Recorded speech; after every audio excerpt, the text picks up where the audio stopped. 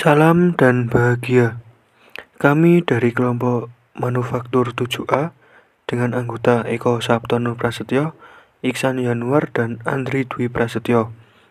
Di sini kami akan menjelaskan tentang mesin bor duduk dengan kegunaan, karakteristik pengerjaan, dan bagian-bagian mesin dan fungsinya. Mesin bor duduk merupakan mesin bor yang wujudnya seperti orang yang sedang duduk. Mesin bor duduk ini dipakai untuk membuat lubang benda kerja dengan diameter yang kecil, terbatas hingga diameternya 16 mm. Prinsip kerja mesin bor duduk ini adalah putaran motor listrik yang diteruskan ke poros mesin hingga poros dapat berputar.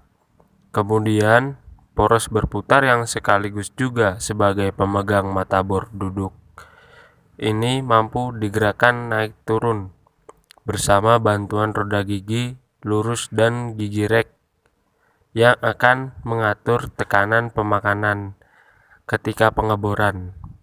Adapun harga dari mesin bor duduk ini adalah berkisar antara ratusan hingga puluhan juta dengan brandnya. Perkakas dari mesin bor duduk merupakan salah satu perkakas yang terpenting dalam perbengkelan dan berfungsi untuk menjadikan sebuah lubang.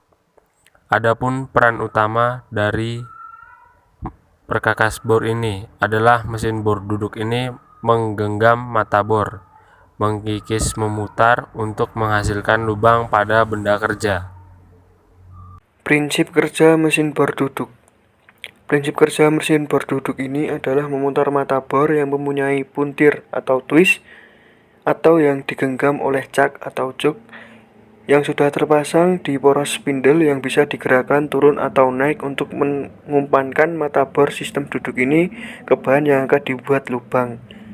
Kinerja mesin bor duduk ini memakai daya motor listrik dan kemudian ditransmisikan dengan memakai hubungan puli dan sabuk. Kemudian daya biasnya akan diteruskan ke dalam mata bor mesin duduk ini. Bagian utama mesin bor. 1. Base atau dudukan. Base ini merupakan penumpang dari semua komponen mesin bor. Base terletak paling bawah menempel pada lantai, biasanya di baut. Pemasangannya harus kuat karena akan mempengaruhi keakuratan pengeboran akibat dari getaran yang terjadi. 2. Kolom atau tiang. Bagian dari mesin bor yang digunakan untuk menyangga bagian-bagian yang digunakan untuk proses pengeboran.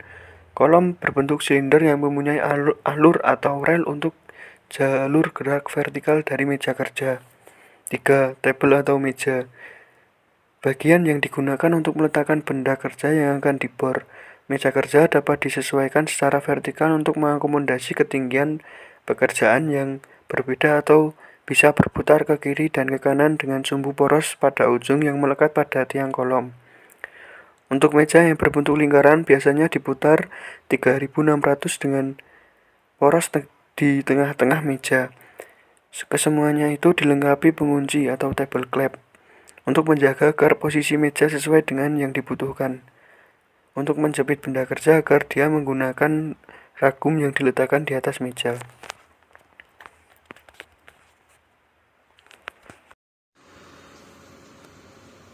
Nomor 4. Drill atau mata bor adalah suatu alat pembuat lubang atau alur yang efisien.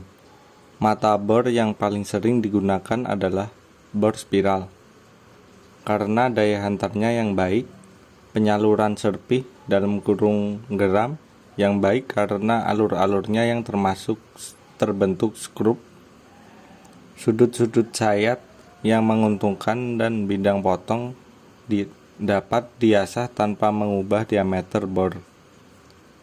Bidang-bidang potong bor spiral tidak radial tetapi digeser sehingga membentuk garis-garis singgung pada lingkaran kecil yang merupakan hati bor. Nomor 5. Spindle. Bagian yang menggerakkan chucks atau pencekam yang memegang atau mencekam mata bor. Nomor 6. Spindle head merupakan rumah dari konstruksi spindle yang digerakkan oleh motor dengan sambungan berupa belt dan diatur oleh drill feed handle untuk proses pemakanan. Nomor 7. Drill feed handle. Handle untuk menurunkan atau menekankan spindle dan mata bor ke benda kerja (memakankan). Nomor 8. Kelistrikan. Penggerak utama dari mesin bor adalah motor listrik. Untuk kelengkapannya, mulai dari kabel power dan kabel penghubung, fuse atau sekring, lalu lampu indikator, saklar on atau off, dan saklar pengatur kecepatan.